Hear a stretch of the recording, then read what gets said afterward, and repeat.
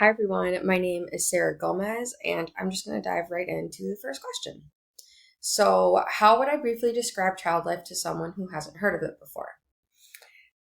I would say that child life is really a specialized field within the pediatric healthcare system that uses developmentally appropriate interventions, especially the use of play. This is done to support children and families as they navigate challenging medical experiences. And as a child life specialist, I use play not just as a distraction, but also as a therapeutic tool to promote that emotional expression, building coping strategies, and also reducing anxiety before, during, and after procedures or various hospitalizations. I think that if time allows, I would definitely explain it in an example matter as well. So, for a parent, I would say think back to your first surgery of your own. Those feelings of fear, confusion, isolation, kind of the unknown. I would say that through therapeutic play and education, I, as a child specialist, help these families explore those emotions, those confusions in a safe and supportive way that is also developmentally appropriate to the specific individual.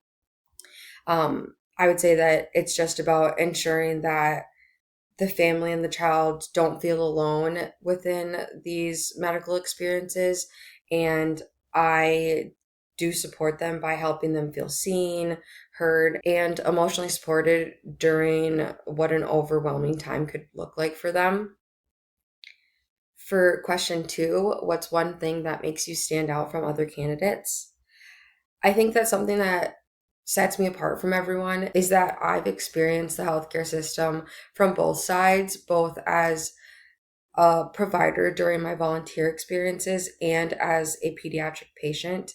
I think that my dual perspective really deepens my empathy and enhances my ability to connect meaningfully with children and their families in these vulnerable moments.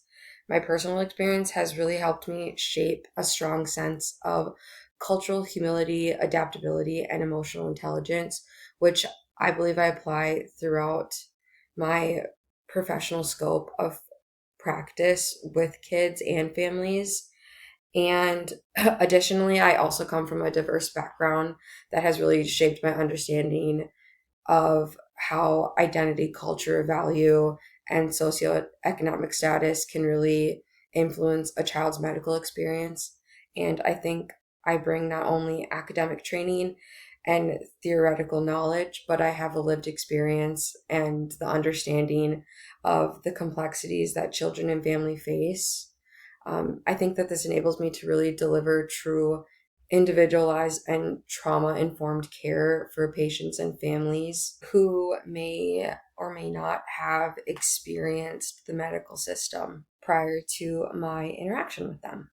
For question three, I think that the value that really sticks with me is the listen, really listen. It is truly a value that I practice daily, especially in my role as a nanny and volunteer that works with children affected by trauma and high stress. For me, I think listening extends far beyond just hearing the words. To me, it really means observing the body language, validating emotional cues, and being fully present with the child and family.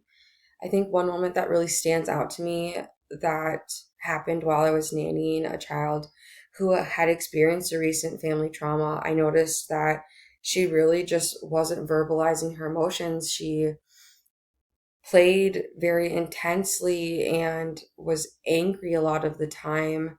And, instead of really pressing for answers and understanding like why, like tell me why, what's happening, I really just sat with her and I mirrored her play and I allowed her to lead the experiences with me.